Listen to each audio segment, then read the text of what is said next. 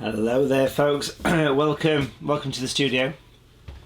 Today, looking forward to this, a live watercolour workshop here on a very wet and miserable weather-wise bank holiday Monday here in the UK.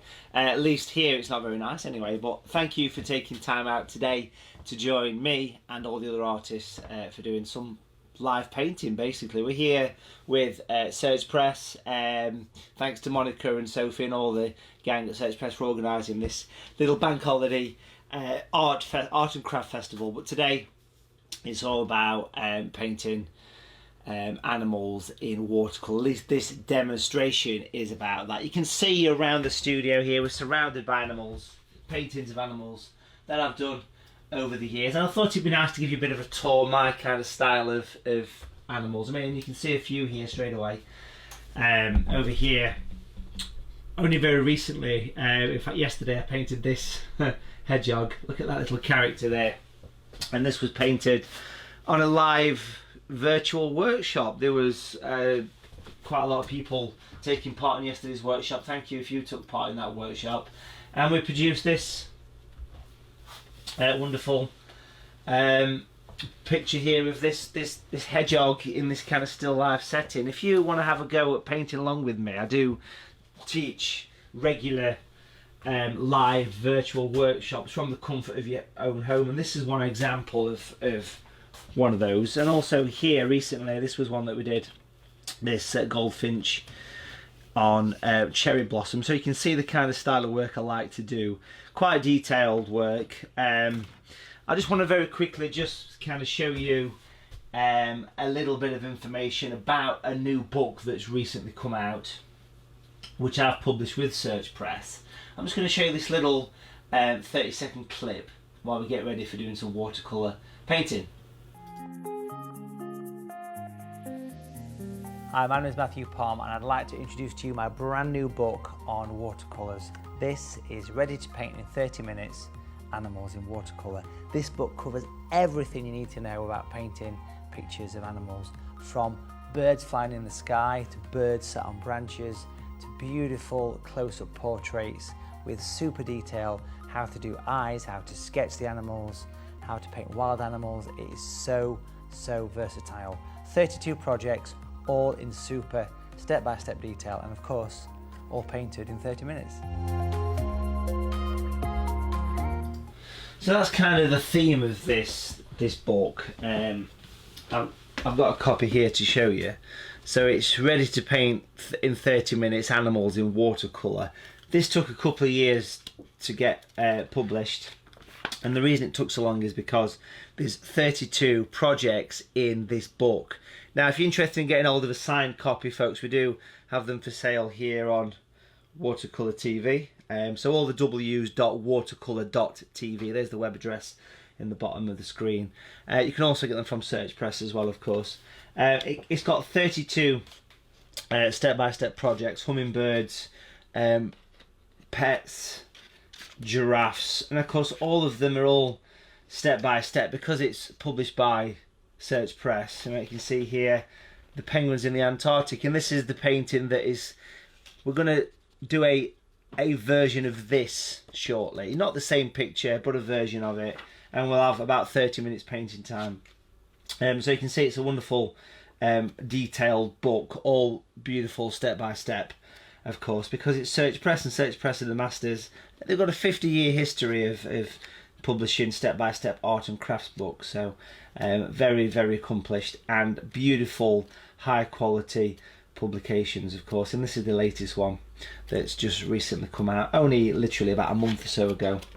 What's really cool right at the beginning of this book is you've got the tracings actually printed on classic tracing paper, which is really cool. So here you can see a tracing of the hummingbird and so on. So there's 32 tracings and 32 projects. Check it out, folks. Don't forget you can get yourself a signed copy over on watercolour.tv. So let me show you the actual sketch. You can see it on the paper here. Very faint pencil. I've not gone crazy with a pencil here for this one. But if you take a look at this, you can see it a bit clearer. So if you want to have a go at this yourself, feel free to pause the video. Obviously you can take a screen grab as well, but that's the sketch. I've popped a couple of penguins on this picture here today, and it's going to be a relatively small size picture as far as the paper's concerned. The paper that I'm actually working on is about 1/4 imperial, which is, here in the UK, that's kind of a standard size watercolour paper. We tend to work in imperial sizes when it comes to the actual watercolour, and the size in inches is about 11 by 15 inch, roughly. Doesn't really matter how big. I mean, A4, A3, whatever, doesn't matter. It really doesn't matter what size you actually produce the picture, folks. The surface of paper is a knot surface. Now, a few people over the years have got a bit confused with what knot means. Basically, it means it's not rough and it's not smooth. It's as simple as that. So it's kind of somewhere in the middle. It's like a medium grain texture. You can just about make that out on this screen at the minute. You can see a little bit of a fine grain. That's the texture of the watercolour paper. It's 140 £1 in weight, 300 gram. That's a good quality paper. This particular paper is called Matthew Palmer watercolour paper. We do sell this on the website, again, watercolour.tv, folks. Beautiful cotton premium paper. Okay, that's the sketch. Let's have a look down at the palette here. We've got it all geared up. Here. I've got the water, got some kitchen paper, 3 brushes pretty much will do the job here. Now when I start painting, I'm going to do it in about 30 minutes. That's the plan. We've got a big brush, which in actual fact is a size 20. We've got a size 10 brush and a size 6. Those 3 brushes will do this job. One optional brush I might bring in might be a little square brush for creating some highlights a little bit later on towards the end. As far as colours, this entire painting and pretty much every painting from the book can be done with primary colours. What are primary colours? For those who aren't sure, we've got yellow here. This particular one is natural yellow light, but a nice bright yellow. We're going to use some of that. We've got a crimson kind of red. So this one's called natural red. Again, these are all available on this website here at watercolour.tv for those people that are interested. And we've got a blue, which of course is the third of the primary colours. This particular one is called natural blue. I've popped a squirt here, but any kind of colours, primary colours would work well. We've got some white paint, which is not really a primary colour, but it's useful, so I always keep a little bit of that hanging around, which is good. And there's one more tube you can see. Now this one kind of optional, if I'm being honest. This one is natural grey, which is my shadow colour. This is the really popular colour that we sell. This one is the colour of shadows, and it's basically all 3 primary colours mixed together, so red, yellow and blue. If you mix purple and put some yellow with it, you'll get a grey. Now, why is that important? Well, grey is the colour of shadows, and shadows, as we know, are quite important things to have hanging around. So certainly worth having some natural grey if you've not got it. So that's basically the palette, folks. There's more colours. You can use whatever colours you want for this, but you know, it's a demonstration today, so we're going to get stuck into this thing. That's the sketch. It's all nicely sketched in. Just want to briefly tell you a little bit about these virtual workshops, folks. If you're interested in taking part in a very much a step-by-step paint-along session with me, Matthew Palmer. The next one is on the 9th, Sunday the 9th of May 2020, but there's pretty much one every week. Head on over again to the website www.watercolour.tv, click on the Watercolour Workshops tab at the top of the screen and you'll see which one's coming up. So we just recently, as in yesterday, we did this one here, the beautiful hedgehog.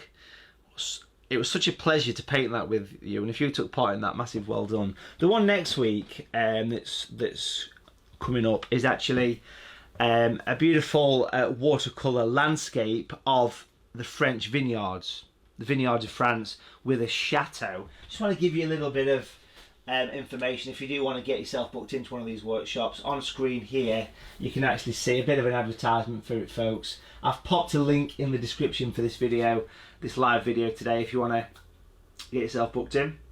It's all there. Sunday the 9th of May 2021. You can see some inspirational images in the corners of that screen as well. So why not? 3 colours, 3 brushes, a full step-by-step workshop, folks. And what's cool about these is if you can't watch it live, doesn't matter, you can watch it back at any time. So again, head on over to the link in the description if you're interested, or get yourself onto watercolour.tv. Beautiful. There's the sketch. Let's chuck some water on this thing then. First of all, we're going to use a big brush. Now, from this point on, bit of a time check. We are live today. We're going to try and do this in 30 minutes, so stick with us. It's around 11:45 here in the UK. Quarter to midnight. Well, not really. What we're going to do is wet the entire sheet of paper. Entire piece of paper is going to go in.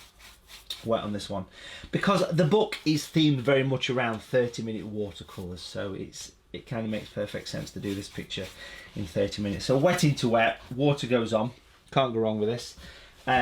Just a case of pop it on. If you don't want to pick up a signed copy of the book, I have popped a link in the description for this video. For the live video, head on down to the post and you'll see how to pick up a signed copy from Watercolour TV. There we go, beautiful, nice wet into wet. The water is all nicely shining away, and it's not a bad idea to give it a few seconds just to kind of soak in, but pretty much kind of diving straight in at this point. We're going to get the sky in first, so a quick glance at the palette. This is the biggest of the brushes. I'm going to just use a bit of it. A yellow here, to be fair. I'll take some yellow, a nice bright yellow.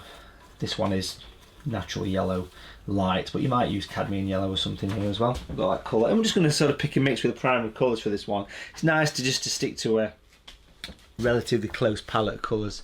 Working in a bit of a vignette style, so I don't want a huge amount of colour. So loosely based on the one that's in the book, but very different, folks. So the book has got its own lessons in, very much so. I've popped a bit of a lake here as well, we'll bring that in. We'll get some yellow in the penguins as well. Stick with us, folks, it'll grow on you. There's the yellow in the breast of the emperor penguins, as it were. Beautiful. Make sure we can see what we're doing here. The spotlights are bouncing. There's a bit of yellow. And we'll try and avoid the snow, because there's nothing worse than yellow snow. Obviously we don't want yellow snow, do we? And then we'll come down to the palette, we'll pop some red with it. That'll give us a bit of an orange, bit of a red. Get some reds coming in. Beautiful. We'll get nice and close in once we've cracked on with this. So just getting a little hint of reflection creeping in here as well. So that's the red mixed with the yellow to give orange. So the colours very basic at this point, nothing too fancy here. Beautiful. And then we'll do the same with the blue as well. Clean brush. Yes, we are live here today, so you never know. If you're watching this back at a later stage, it was originally filmed live on the 3rd of May 2021. This is natural blue, but any kind of nice blue would work well for this.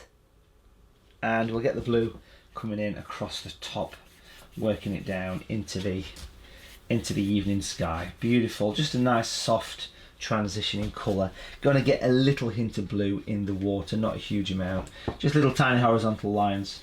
Working pretty quick here today, folks, because it is a demo, it's not a workshop. If you want a workshop, make sure you check out watercolour.tv for a step-by-step workshop coming up on Sunday the 9th of May. I'm just going to use a bit of water on the brush just to soften these edges, because I do want to make it look a little bit like a vinaigrette, as a few people like to call it. Just work it in. So that's giving me a very simple background. Beautiful, nice, vibrant starting point. I'm excited for you.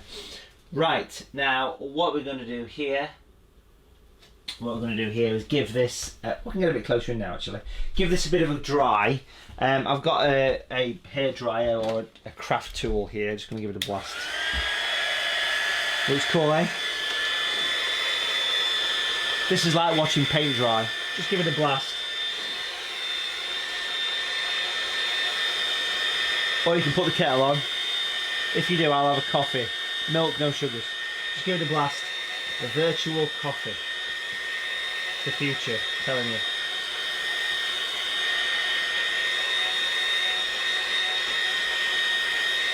Perfect. Now, once the paper's pretty much dry, you can use your hand to press it flat as well. Once it's dry enough. Watercolour paper goes a little bit wavy. You can pre-stretch it, but you know something, I soon realised, after 25, 28 years of painting, I realised that life's too short. So I just don't bother, basically. It flattens itself. So a nice dry. Beautiful. And just while it has that final dry, just take a little glance. I want to give you a tour of the studio, folks. A few people have asked if they can see some of the paintings around. So here, some animal watercolours that I've done. Squirrel there on a wintry branch. There's a tiger. This is the sort of style I like to do. Over here there's a Jack Russell. These are all in the book, folks. Kingfisher and some giraffes as well. So that's the kind of style of watercolour what I like to do. So there we go, back to the picture. Marvellous. Let's bring in the landscape now. Let's bring in the landscape on this thing, add some nice definition to it. We can get a bit closer in because we are going to work on the landscape at this particular point. Marvellous.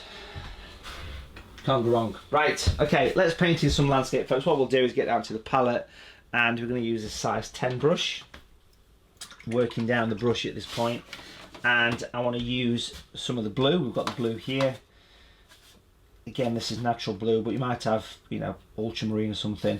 This is the grey. We mentioned the grey at the beginning, so you can mix the grey yourself from primary colours, but I'm using it ready-made. It just makes the job easier, and it's a very popular colour called Matthew Palmer's Natural Grey. It's basically the most used colour of all. So we've got a grey, we've got the blue, wonderful. We'll have a thicker grey as well just here.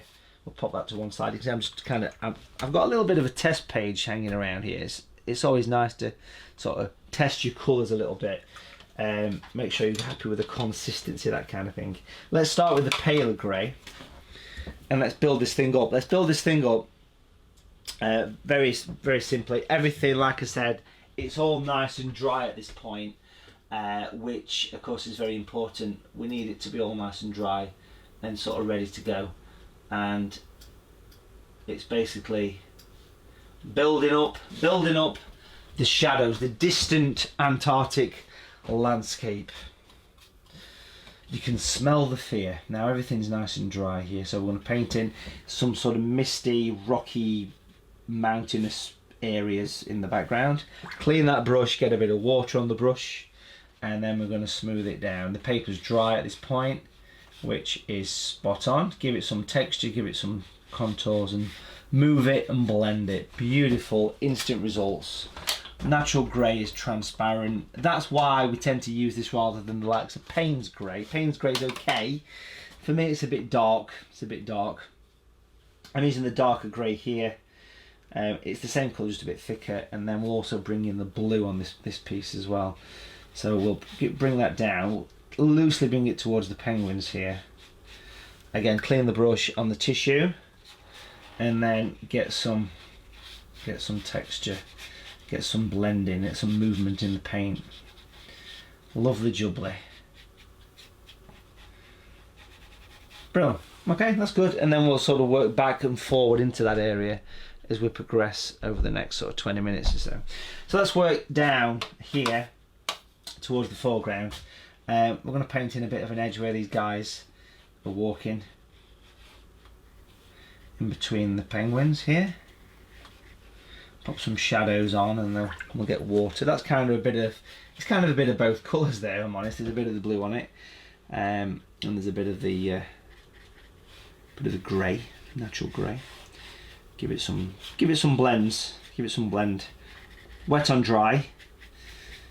So that means the paper is dry as I'm working, but then I'm using wet paint and water to blend the paint away. Soften it in, soften it in. I love painting snow the best of the time, so any excuse really. And to be honest, the weather here in the UK at the minute, especially where we are in Derbyshire, it feels like the winter.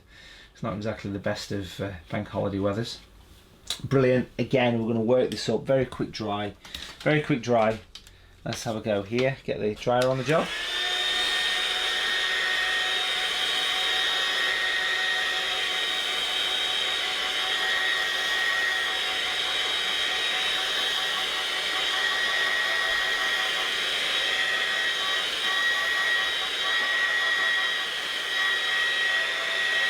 There we go. Again, like watching paint dry. It's like a script. Thanks if you've just joined us, folks. Thanks for joining us in this little watercolour demo here today. Painting animals in watercolour. 30-minute, inspired by the new book, Animals in Watercolour, published by Search Press. There it is. Check it out, folks, on Search Press's website or on get a signed copy on Watercolour TV. A lovely jubilee will come down here and we'll just add a little bit more detail to these distant hills, mountains, whatever they are, rocky outcrops, I don't know, doesn't matter. It's painting, we can do what we like, and it's bank holiday, so there's no excuses. Loving the colours, the grey and the blue working lovely together. We've got a bit of landscape going off here as well, so for this I want to be more focusing on the blue. So any blue, this particular one is natural blue, avoiding the penguins of course. Bring that over.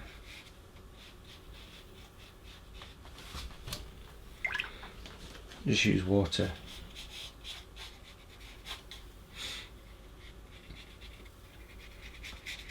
There we go. Bro, okay, so it's just a couple of taps on the tissue when you blend paint away. You don't want to be too wet with your brush, or certainly not too dry as well. So it's getting the balance right, really, if we're honest. Let's just pop in some shadows on these hills. Yeah, but where's your light coming from? Doesn't really matter, to be fair. Whatever works to the picture. I'm just adding some texture. That's the most common thing people say to me. Well, they used to in the normal world before lockdowns and things. Where's your light coming from? The other one is, did you wet it first? That's what I'm going to call my book.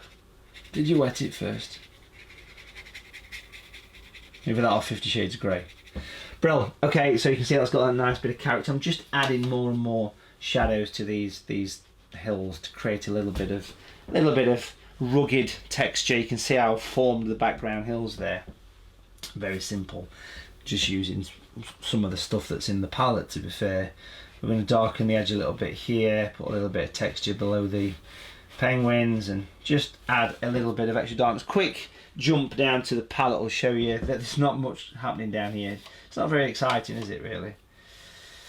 That's natural grey, which is kind of blue, red and yellow. Mixed purple, add a bit of yellow, you've got grey. You've got the grey. Doesn't really matter if you mix the grey.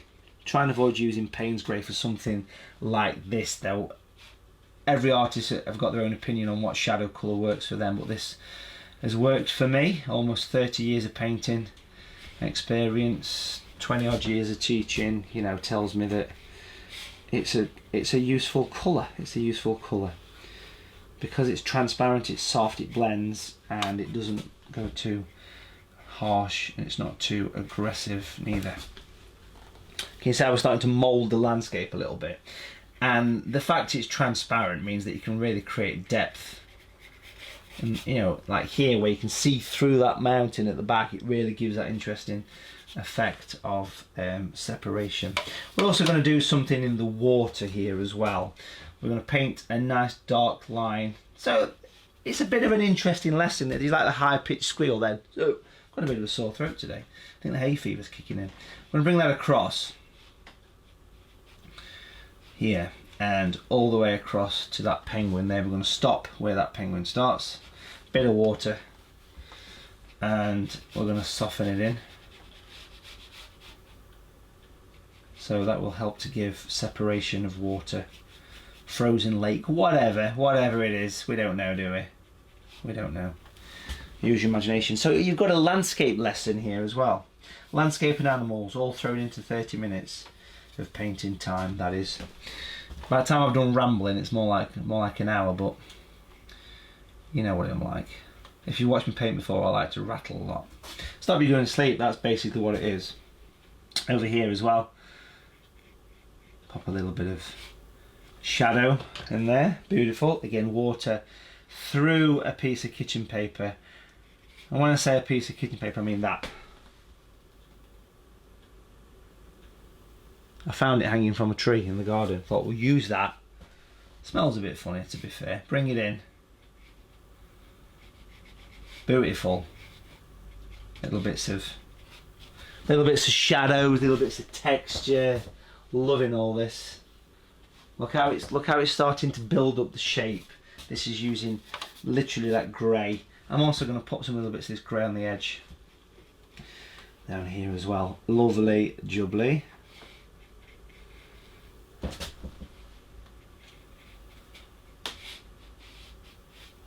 If I get really close in here so you can sort of see some of the texture, using a rich grey, I can actually do what we call dry brush. If you're not sure what a dry brush is, it's the opposite of a wet one, and it's just got less paint on it. But this is where you can start to utilise the paper. Almost put little bits of rocky areas poking through. Can you see how you can sort of drag it? You can almost scuff it against the... Look how beautiful that is. You can almost kind of scuff it against the grain of the paper. Wouldn't do anything at the back, if I'm honest. I think that's fine as it is. I'd leave that alone. But I would certainly add texture and grain to some of this landscape area here. I'm kind of picking it up, giving it a bit of a tap on tissue, and then I know there's less paint on the brush. That's giving me control over the paint. And you can sort of follow the contour as well. Got the nice shadows from the penguins there as well. So it really does all help. Every little helps. Where have you had that before? Bring it in. And again, making sure we're nice and dark along the edge. Giving that an extra coat of colour. So that really separates the water. What we could also do here as well, we could spray the bristles a little bit, and we can drop some reflections down in the water. I call these skid marks, keep it clean, but it just helps to give a... See that little sense of depth? It's very subtle, with a silent B. And you can bring it in.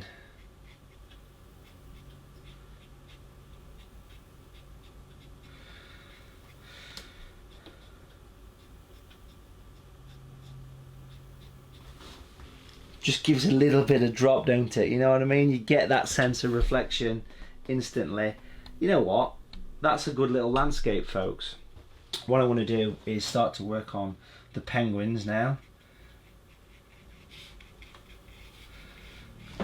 I'm sort of looking back, walking back a little bit, taking a look at the picture, having a go at it, and just, you know, just sort of creating that little bit of added clarity to it. But I think that's enough information to give us a wintry landscape. Hopefully you can see it there. Kind of works nice. What I want to do now, folks, is start work on the penguins, giving that a few seconds to dry. Again, just want to quickly show you, because we've got some more viewers in. Welcome if you just joined us. Quick look at the trailer for the new book.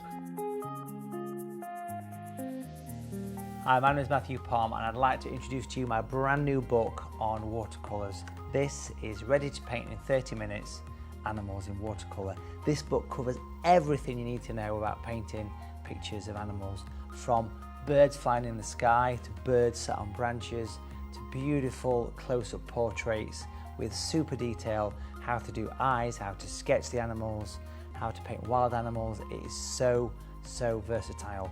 32 projects, all in super step-by-step detail, and of course all painted in 30 minutes. And again, just while it's drying off, folks, those people that are just joining us, quick flick through, because it's important to see 32 animal paintings in here, all step by step, all based around a 30-minute logic. And what's really good about this is it covers all subjects from domestic to safari animals right through to wild animals. And you can see here you've got all the tracings as well, which are on a really lovely quality tracing paper. There's the one for the penguins, actually. You can see there. So again, check it out, folks. Have a look at it online, watercolour.tv. You can pick up a signed copy as well. And again, just to very briefly mention, if you're interested in having a go at a step-by-step painting workshop, here you can see a painting what I did yesterday with a group. It was a live workshop all over the world. People were taking part in this. This beautiful hedgehog, there it is. All broken down completely, taking you through every step. The sketch, everything was broken down into that workshop. If you're interested in the one that's coming up soon, head on over to the website or down into the link. This is while it's drying, folks. Give me 30 seconds. We're painting on the 9th of May a stunning vineyard, a French vineyard with beautiful chateau. You can book via the link, or you can head on over to the website watercolour.tv and see the latest one that's happening for you. Okay, so something to enjoy Sunday the 9th of May. I reckon that's probably dry enough now. We've got some lovely shape and contour coming in here, folks. Going to zoom in close. We are live, so no editing, and let's have a look at painting some penguins. We're looking forward to doing these guys. Number 6 brush is going to be the tool of choice for doing this. What we're going to do here is get some clean kitchen paper, a few colours, strong grey, very strong grey, natural grey, there it is. We also want some more yellow as well, so a nice rich yellow. Make sure the yellow is nice and clean. We're also going to mix a bit of orange, so the red and the yellow together as well. So you can see we're quite strong, and then we've got this paler grey here hanging around as well. So we've got a few colours, a lighter grey, a dark grey, an orange mixed from primary colours, and a rich yellow as well. It's all good, it really is. Back here then, we can get a little bit closer into these guys, I think, for this, so we can see what's happening. Beautiful. And what we'll do is we'll add, I'm just going to rotate the board a fraction here. You can see I'm being much more vivid with the colours at this particular point. I'm going to bring this in here.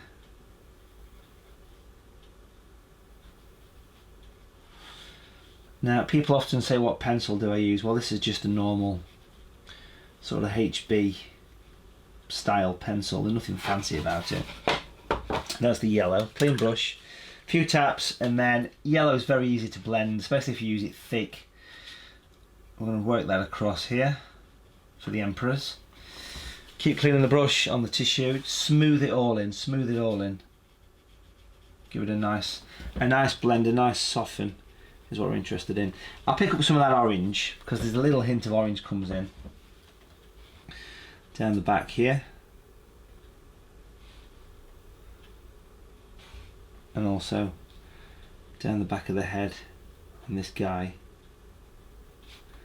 a little bit creeping in. And then just going to use a bit of water on the brush just to encourage the colours to disappear and make them blend a little bit more.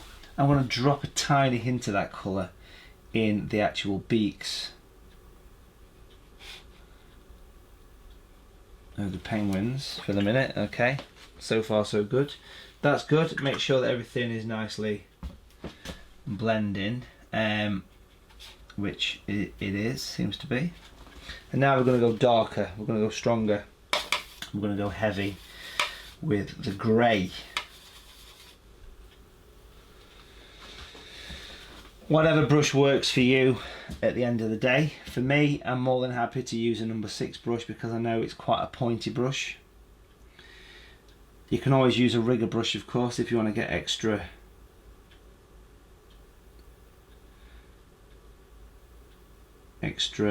detail. We'll put the eyes in later. We'll not worry about the eyes. We'll keep an eye on it. What we'll do is bring it in.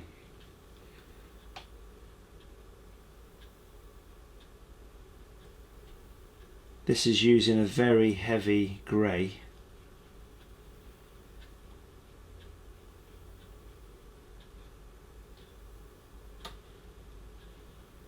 Okay. Don't be afraid to use some rich colour here, folks, will you?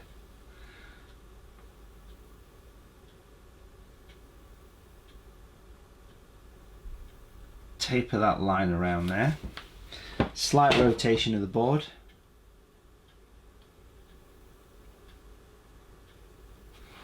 Rotate the board to a comfortable angle anytime you want to.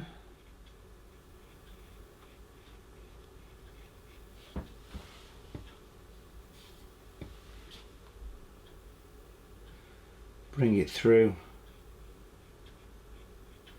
What I want to do here is just clean the brush, wipe it on the tissue, and then ever so carefully just give it a nice soften, so you get a little bit of lightness creeping in there. Same on this as well. I want to taper this line down more.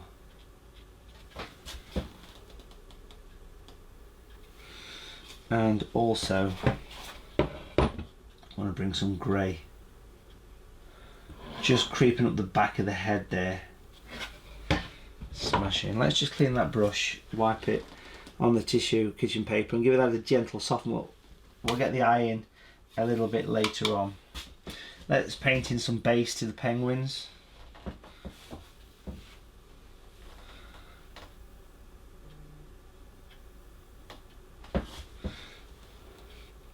So if you do remember that what we're doing here is very much a demonstration compared to an actual workshop style. This is me working at my little pace.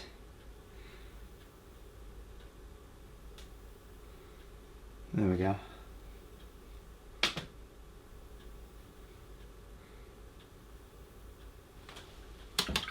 Clean brush again through the tissue. Rotate the board to whatever's comfortable.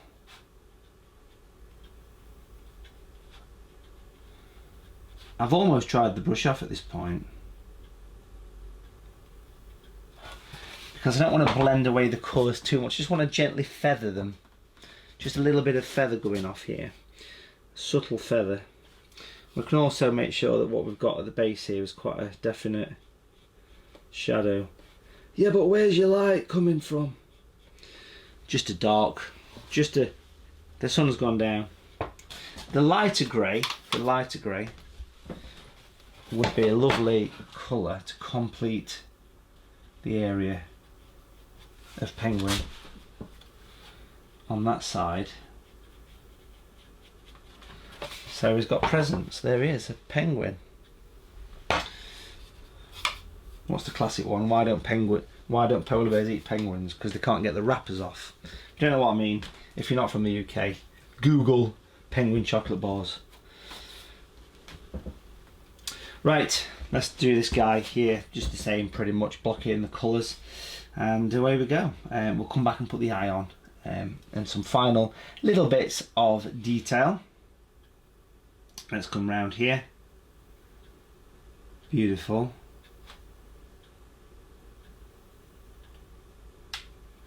This guy's on a mission somewhere.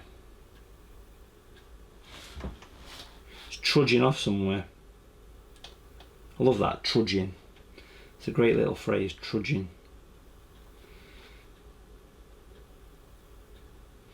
Let's just hold your brush like a pencil here. Rest on your paper. Again. Down that edge, bit of water.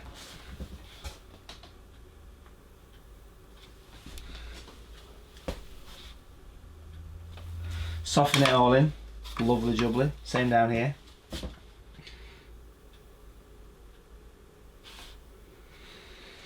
Can't beat a bit of grey.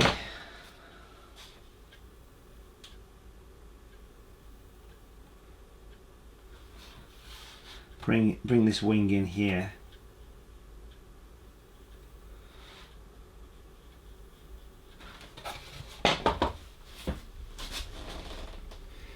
and then we'll come down into that wing.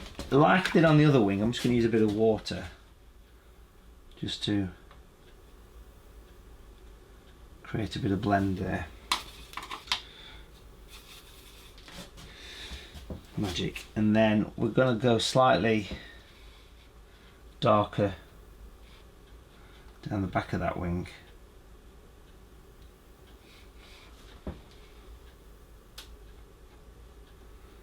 And into the tail.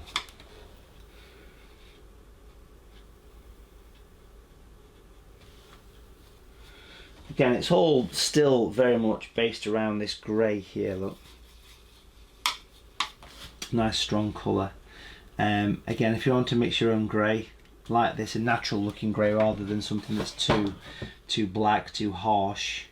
Because the problem with Payne's grey and similar colours is it uses a lot of black pigment, which is okay for painting dark objects, but not really good for a soft, shadowy sort of watercolour, in my opinion. So I always think it's better to mix a grey. That's personal opinion, of course. I mean, everyone's got their own opinion on what works for them. I'm going to bring in a bit of a shadow down here. Bit of a V shape there. And then just use a bit of water to encourage that paint to disappear into the rest of the body. Lovely. And then we'll pop in the feet, happy feet.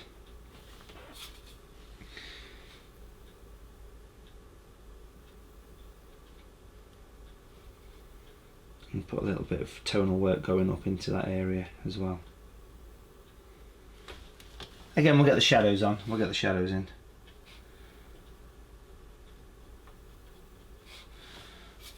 Like we did before, doesn't really matter which direction, in my opinion, as long as it gives it a base, it grounds it. The sun's gone down. The lighter grey, as we mentioned previously, is good for doing the completion of the shape.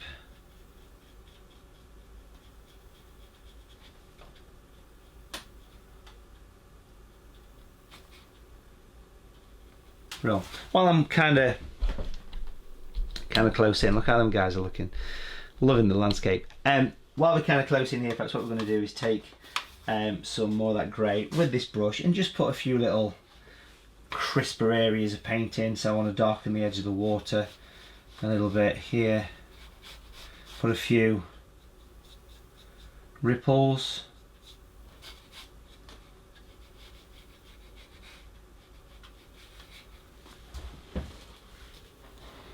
And make sure things are nice and dark on the edge here.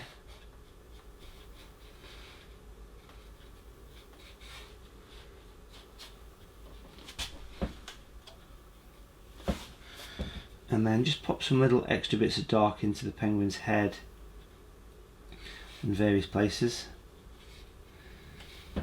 That dark on dark is always a good description of that, so giving it a second coat of colour, bit of texture, bit of dry brush work.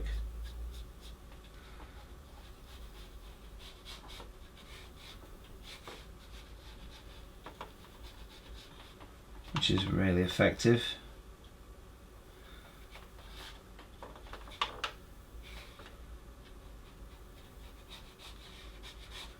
Just extend some shadows. Now it's always good. That's how you're looking, folks, looking nice. It's always good to bring in some highlights here and there. And for this, there's a couple of ways to do this. Quick blast with the dryer. Use a craft knife, especially with something that's got texture on. Quite a sharp knife. And a bit of white paint would be good if you need it. But personally, I don't think we do on this picture.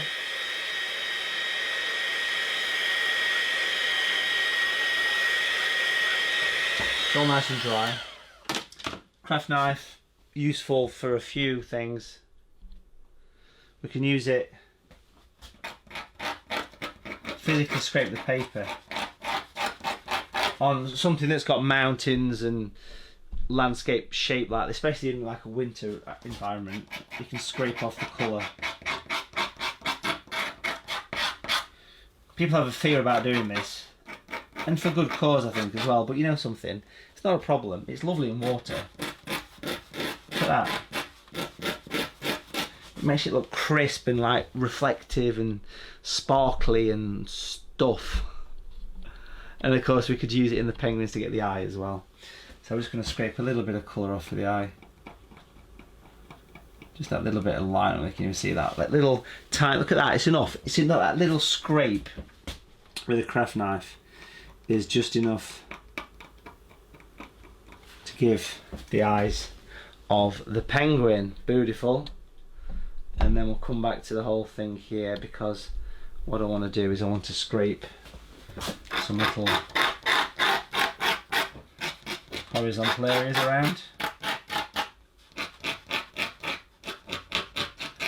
Kind of following the contour. It makes it look crisp. If you look really close at that scrape, you can really see how much of a crisp effect it gives. Really works nice, I must admit it does. And happy with the way that painting has kind of come together there.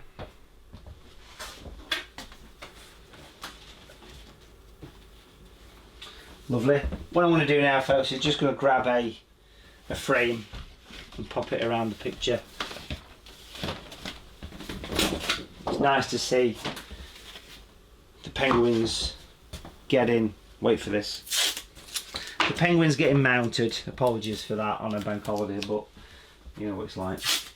You know what I'm like if you've watched me paint before. Let's pop this on here. Let's bring the picture a little bit more on a straight here. We'll come back a touch as well, because I've got a bevel picture mount, which always makes such a difference to a picture, don't it, when you put those on. Put that on like so. Beautiful, you can see that. These kind of vignettes do always look really nice with a good signature. People say, what do you use to sign your picture? Well, I just use a nice waterproof pen. A nice waterproof pen. Like a fibre ink pen. Looks really good. But there you go, folks. That is animals in watercolour. Let's get close in. We can see the detail there. It's made a lovely little sort of watercolour style vignette there. Very detailed on the penguins, of course, as you can see. And I hope you enjoyed watching it. It was a nice one to do. It was a pleasure to do it today. It's something I thoroughly enjoyed, and of course I always enjoy teaching watercolours. It's my life, basically. And again, big thank you to Search Press for setting up the demo today, and hope you enjoyed it, folks. Don't forget to check out the book. Have I mentioned it once or twice? Animals in Watercolour, folks, the new book by Matthew Palmer. Signed copies on Watercolour TV. Don't forget to check out the live virtual workshops as well, which is on pretty much every week. Head on over to the website Watercolour TV, click on the workshop tab, and you'll see which one's coming up, depending on what time you're watching this video. But the next one is, of course, on the 9th of May 2021, painting the vineyards of France with beautiful chateau. That's penguins and in watercolour. I hope you enjoyed it, folks. Hope you're keeping well, keeping safe, and keeping the paint flowing. I'll see you next time for more watercolour action. Take care.